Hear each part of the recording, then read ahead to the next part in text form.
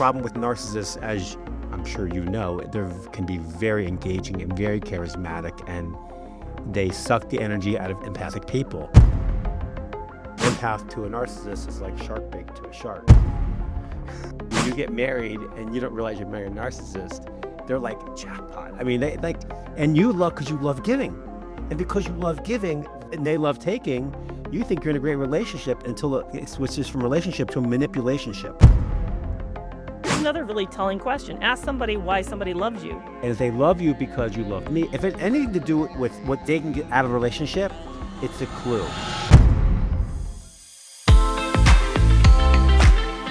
Do you have emotional vampires in your life? Do you even know how to spot them? Well, today, Coach Ratner is joining me to talk about how to identify these dysfunctional individuals. So I'm so excited to be joined by Coach Ratner today. And why don't you tell me a little bit about yourself? And because you have a new book coming out called Emotional Vampires. So how did you get interested in this whole topic? Well, what it really morphed out of my classes on relationships and dating and marriage. I started teaching about 10 years ago. And for some reason, I don't know, I've had this skill my whole life of understanding relationships, not just marriage, but dating and stuff. And like, which one's going to work, which one's not going to work. And unfortunately, when I go to my friends' weddings, I'm like, oh my gosh, this has no shot. Like, it's like, unfortunately, I've been right a lot.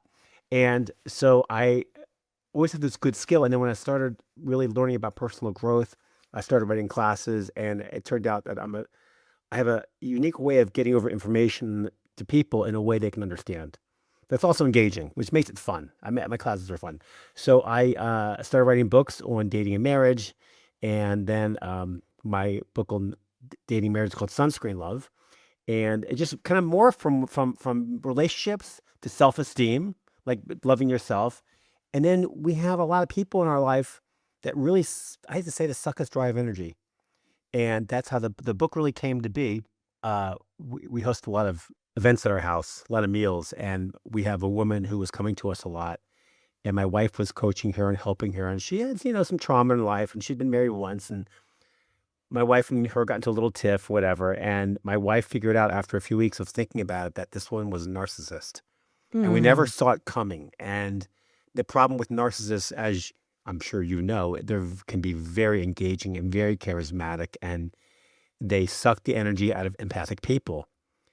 And I'm sure you know that, my wife and I were empaths. We love to help people. We love to share our emotions and open up to people. And an empath to a narcissist is like shark bait to a shark.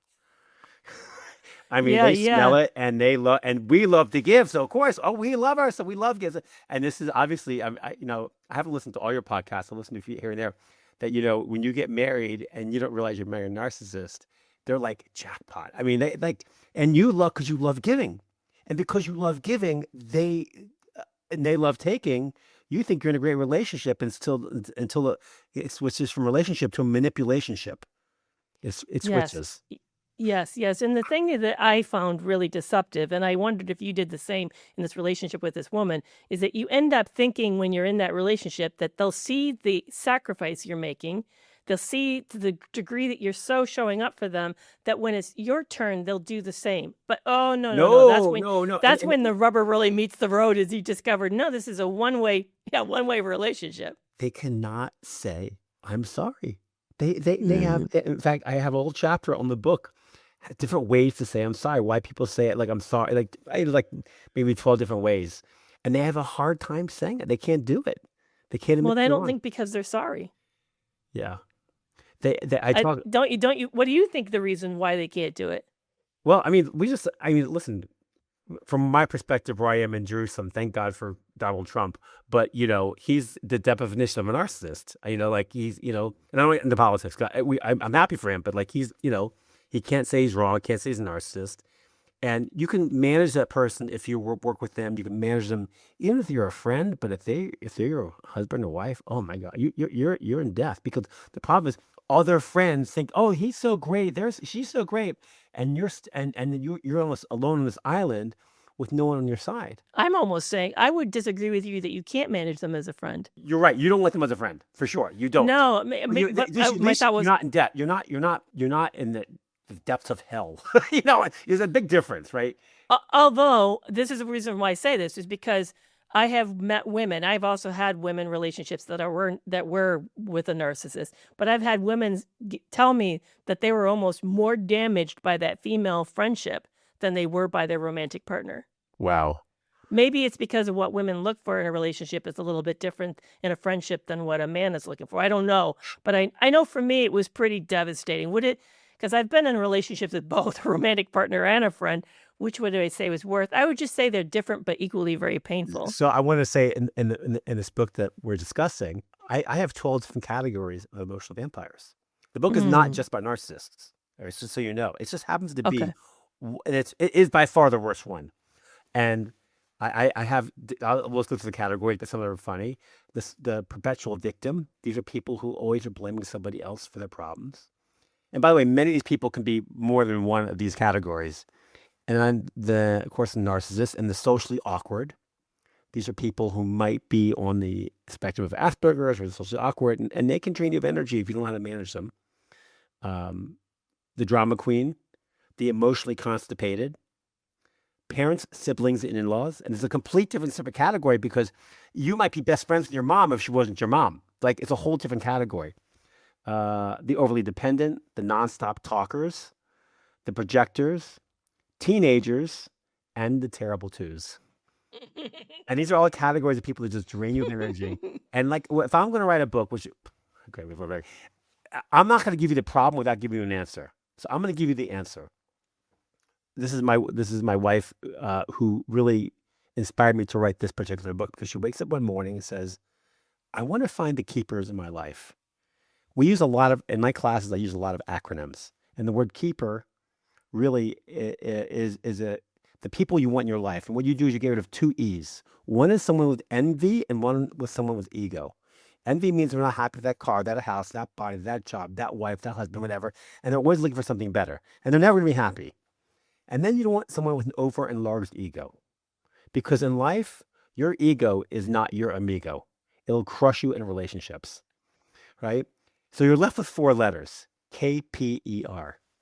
You want someone, and this is not just marriage. This is your friends and your family, the people you want to hang around with. Kind, peaceful, empathetic, so important, and respectful. And if you can find someone that's kind, peaceful, empathetic, and respectful, they can be your friend. That's a great, I love that list. So why do you think we don't see it when we first meet people? I think, now let's define our terms. You mean define we meet romantic people or just friends?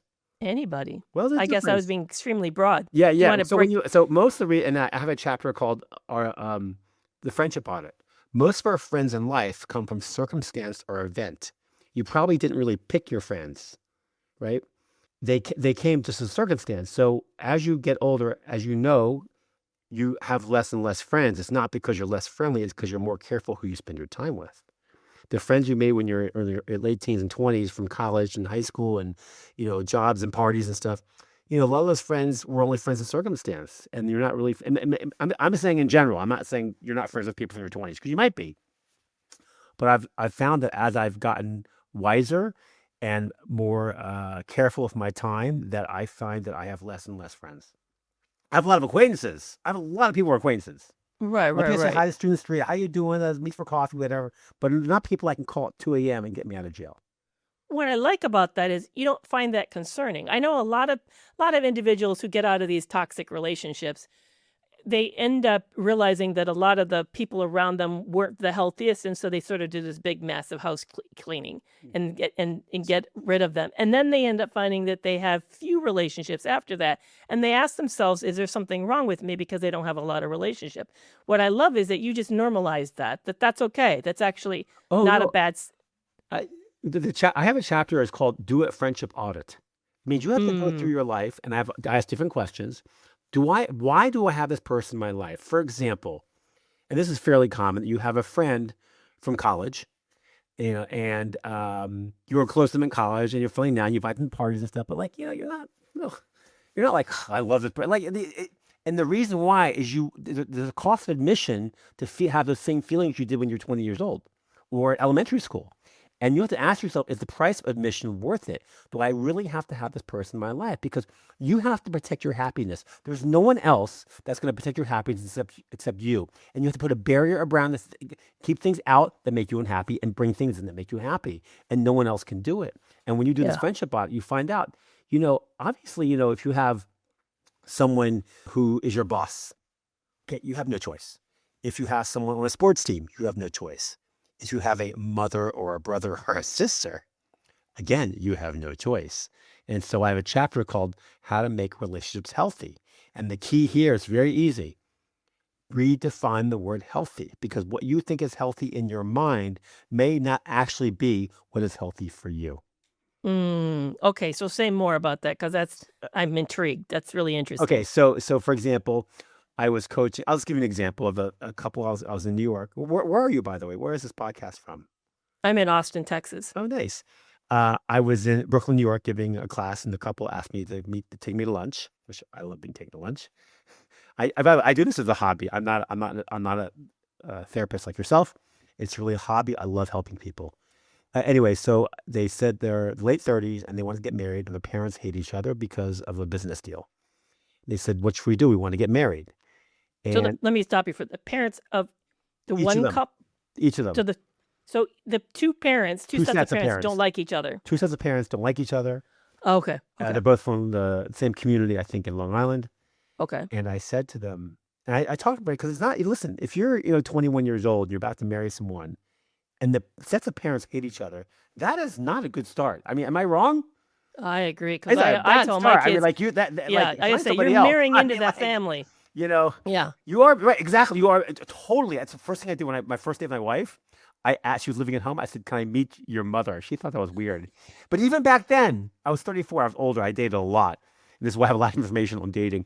I said, I just knew that if her mother was, and this is not something I was taught, it's instinctual, that I knew if her mother was emotionally healthy, that she'd be emotionally healthy also. And this is the key. By the way, I teach a lot of people in their 20s. This is the key. What's the number one thing we should look for, coach? I go, emotional health.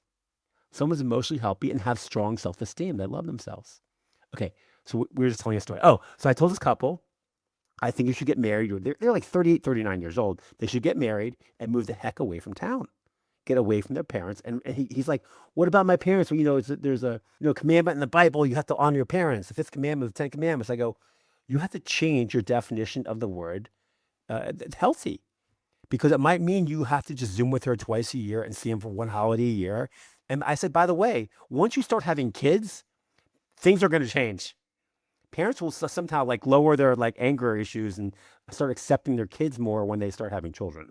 Yeah, it's interesting that because how many times do we walk into these relationships thinking we use a word, we've defined a word in a way that's really very negative and very onerous. The word honor your mother and father. What I heard when that person said that was it was obligatory. There was a lot in which that family expected from that person. Right. So they're thinking, oh, I'm going to have to jump through all these hoops. When it really, did it actually mean that? They're just assuming it means that. This is exactly where expectations don't meet reality, right? You have Yeah. to change. You have to change the reality on the ground. I want to say also, I have another idea. It's called. You know what Rain-X is? No. Rain-X. You put it on Oh, the is it like this? windshield of your car. Okay. Yeah. Okay. It keeps when you put it on and it rains. You don't need your windshield wipers. The rain just kind of falls off, and you have to put what I call in your emotional separation and protection. It's called ESP. It's the idea that when you go into a situation with a family member, listen, I am not for people not talking to each other for 6 years, 20 years. I have someone in my family, they haven't talked to their brother for like 50 years. It's ridiculous. You can still have a relationship. It just doesn't have to be what you think it needs to be. And so you put your Rain-X gear on, and if they cause you, if they criticize you, or they narcissize you, whatever they do to you, that's not a word. Narcissize you, I just made that up. But I like it though. We should create a actually, new word. I have in the book. I go, we have a couple who are both narcissists, and they're married together. They can spend their time out narcissizing each other, right? So I said, you have to put your Rain-X on. And whenever you go into a situation, you have to protect yourself. First of all, if you're going to go to their house, you can't go for a weekend, you have to go for a specified period of time, or meet in a public place where, once they start acting out and causing you stress, emotional stress, you need to get out of there. Say, I have to go, it's called time blocking. There's different ways to do it, but you have to manage it yourself. And when you're 22, 23, you might not be um, emotionally mature enough to be able to manage your parents. But once I got to be 34, 35, I was able to, because my mom was dysfunctional. I love my mom. She was great. She was an awesome mom and dysfunctional. And you can be all those together. Yes, you can. Yeah, Dr. Ramani calls that stacking truths. You can have diametrically opposed realities stack on top of each other. I call it false dichotomies. I don't know why I Ooh, call I it like that. that too. That's It's a great also in the word. book I talk about. Yeah, that's a great word. It's what you're talking about is really hard to do because when these essential relationships, they have been identity defining. So if your mother or father, the dysfunctional person's been one of the primary people in your life, they have created a story of who you are. And in a lot of ways, you've accepted that. Maybe you don't agree with it or don't like it, but you've allowed it to have a lot of control over you. And Yeah. then you work so that you try not to make it true, but they keep trying to slot you into that definition. So when you're younger, it's really hard to resist that. But I think Really? as you get older, you get more time and practice being your own person. Yeah. What do you think of that idea? I think that in order to get over it, listen, you can't change people. You only change how your reaction to it, obviously. But one of the keys I teach in my self-esteem class is that in order to move forward in life, you have to forgive whoever caused you your dysfunction. Usually it manifests itself as low self-esteem. So And define forgiveness because a lot of people have oh gosh, very differing definitions of I have a that. chapter on this too. Okay. There's Okay. 3 levels of forgiveness. One is where you forgive the sin and not the sinner. You forgive them what they did, but not them. And then one is where you forgive the person who did it to you, but you still hold some sort of a grudge. You forgive them, but you can handle it. And you can go to a party with them. And the third is where you forgive them enough where the sin never even occurred.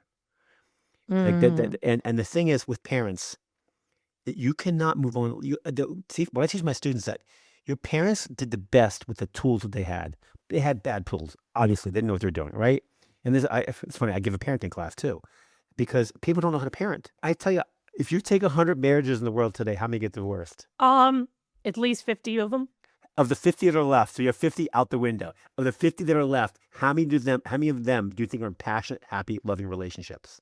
Oh, maybe 10 of them. 10. That's what everyone says. So you walk down the aisle, you're walking down the outside to the to get married, and you're in love, and you think that love's going to last forever. And you know why you think it's going to last forever? Because it's easy. Because you're young, you're 20, 30 years old. It's easy. But the longer you're married, the more you have to romance the love in that relationship. And people Yeah. people don't realize that the biggest decision you're going to make in your life is you're going to marry. Yet how many people take classes, read books? By the way, this is why I wrote Sunscreen Love. Take classes, read books, and understand what it means to be in a passionate relationship. I teach my guys what women need in a relationship. They need to be loved. And that love comes through attention, affection, appreciation, and awareness. And what do men need? Men need to be respected. And these are the 2 keys to relationship. And this is what I Yeah. teach. I'm getting teary because sorry. I'm getting teary because my late husband died of cancer and I'm he so was sorry. at 5.5 months of hell. And I'd have to say that it became the most tender in that period Yeah. because there was a lot of coming to terms with things, Yeah. a lot of forgiving that happened, Yeah. and a lot of seeing each other in a very vulnerable way that we had not previously done. It was like the reality of because he knew he was terminal from diagnosis. It was like the reality that reality stripped away all the crap, Yeah. We Oh, could sure. really, see each Yeah. other. Yeah. That's the most real your relationship probably ever was those Yeah, last 2 months. it got to its best that it had ever been. It's unfortunately it has to be that way. And that's the I thing. And know. that's why I teach these And then guys. I know, and I used to think, now that he's a great person and I've become a great person, now we don't get to live with each other. Oh, yeah, but you're only who you are because of him, Mm, right? mm, That's who you are because of him. thank you for that. He made you who you are today. Well, And he saw me for, he would say, he saw the real you. he did, and he saw the sacrifice. He was actually very, very apologetic. He felt like the person he had been in the marriage was bad enough that I would never want to see him in the afterlife. Oh, And he would cry about that over and over, cry about that. Finally told him, no, that's not true. That's not true at all. And then he was so excited. So then what he did was he told me he'd picked a song out for me that he wanted me to play at the funeral. okay. That's so nice. And then he did. It was It was a Beatles song that he had, and he actually set it up to where he had a musician play it for me. It was like, in a way, isn't that sweet? I mean, Yes. like I said, He's I'm a getting sweet crying man. here sitting. Yeah, Oh. I know. How old were So, you when how old were you when you we met? were 50. He was 52. I was 52. We were the same age. Or was that second marriage or Mm-mm. first marriage? I'd been married. I was married to him for 30 years. Okay. Yeah, it was my primary. Oh, I I was like, call wait, that I'm the now. marriage. There was another marriage, but I don't call that a marriage. I I just understand. refer to the second guy as my ex. Yeah. He was very the second guy was extremely dangerous. It was Yeah. basically a marriage scam. It was a Yeah, con. sure. So that's what I try to say. I try to teach people to make the proper decisions before they get married because it's the biggest decision Yeah. to make in their life, and they have no idea what they're doing. And you probably Oh, didn't either. You probably didn't either. no, we were young, 21. And this is what I teach. This is Yeah, we exactly were 19. what We I met each try other to at give you 19, clarity married at 21. on how to help you make the biggest decision in your life. You know. Yeah. No, it was so when you were saying all that, it's like, yeah, because real love is sacrificial. And on both parts, I see there's a lot of commitment and that, you know what I'm saying? Yes. You're looking sideways there Well, for a second. I actually talk about the definition of love.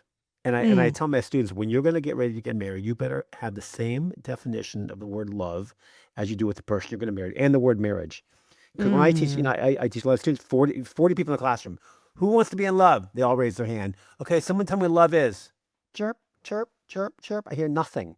They can't define love. It is sacrifice, but I also sacrifice for my kids, and I sacrifice for my dog, and I sacrifice for my work. Here's the thing that's really amazing. And I started talking about this recently. We use the word love for our husbands and wives. We use the word love for our children and our job and a slice of black olive pizza.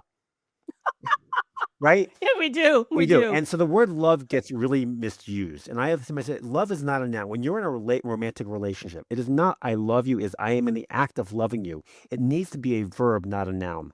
It needs to be a constant act. So yes, love it. So the definition I use for love is an emotional pleasure you feel. And the reason why this works is because when you fell in love with all your husbands, I don't know what you said. We said one or two. I don't remember. I did two. Yeah, right? Yeah. All two of them, right? You there was a reason why you married them. What happened to those reasons for the ones that didn't work? Like most people, like, well, they changed. Chances are they didn't change. Chances are you stopped focusing why you fell in love in the first place. Well, actually, the second one was he knew I was a widow and knew I had came into life insurance. No. The one that lasted? Yeah, the 2-year marriage was because he knew it came into money and had life insurance. Sure. That's not a good reason to get married. No, but I didn't know that. Yeah. I mean, he lied to me. Because you didn't have my class. I teach you 3 questions you must ask before you get married. And question number 2 is, do we share a common meaningful purpose? And it has to be more than children and more than money and more than working out. We did. You remember? Do you know that 36 question thing that's been going around? The 36 questions that asked to fall in love with somebody. No, never heard. Oh well, it's very deep questions, and we did do that. He lied. Yeah, he Mine lied. Of course. Yeah.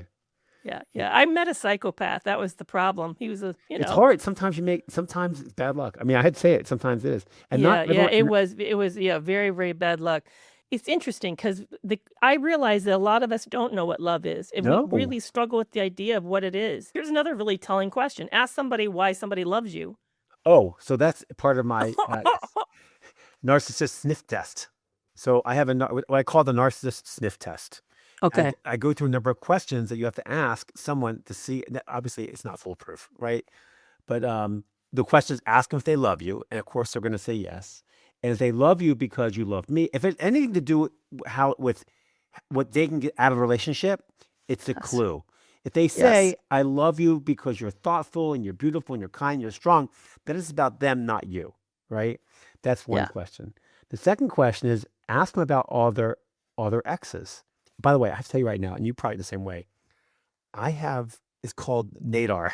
It's called Radar for Narcissism now, because now I don't know about you, but has it become a much bigger thing since social media has come out, or was this always a problem 100 years ago, 50 years ago? Well, it's always been a problem. But there's a study, and I can't quote when and where it was done, but they found there's been a 25% increase due to social media. I think it's because everyone's self-absorbed.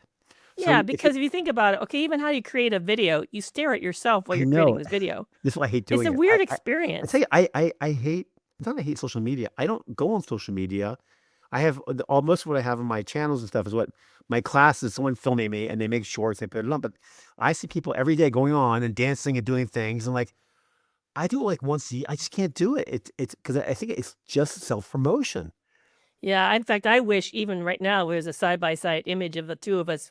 So you're staring at yourself and you're staring at me, and I'm doing the same. I wish that we could get rid of our own image so we could just focus on each other. But we're just like so bombarded by that. You know what I'm saying? When I had my own podcast, I still have it, but for like a few years I was doing it. I would only do in-person interviews. I wouldn't do this because it's so, oh, that's pretty good. This is pretty good video. And it's gotten pretty good. I mean, It like has. It's gotten really you're like good. you're like, in my living room, or it's my son's bedroom. So my radar is out because I see any guy who's like 40 years old, been divorced once or twice. I'm like, gosh, and you ask them about their exes. And when they start saying all their exes are crazy, it's probably because they made them crazy. Yes. Right. Yes. And if all our exes are nuts, you might be next in that list, the thing. And then I always ask them if they've taken any responsibility for their failed relationships. A emotionally healthy person will take responsibility for any mistakes they made. And it might even just be, I just didn't recognize her flaws. I'm not perfect, but she had more. Like, just say what. You're not going to blame them for everything. So if they get defensive, if they dodge the question or they blame or trash their ex or they twist the question to something else or they suddenly need to end the conversation, that is a very strong sign of narcissistic tendencies Yeah. or NPD. Yeah. I think a more subtle sign, and if the same question, a more subtle sign is if they answer in a way that looks good but doesn't take any accountability or is not very self-reflective. You know how you have those job applicant questions where you say, "What's your biggest weakness?" Where you find a way to say strength is your weakness. Yeah. Yeah. They'll do the same thing on that question Sure. about, well, what was your contribution? Here's how mine did it. Mine said, well, I just didn't do a good enough job interviewing. Sorry, that's not a whole lot of depth there. Another question is ask them to do you a favor. They really don't want to do things that for other people.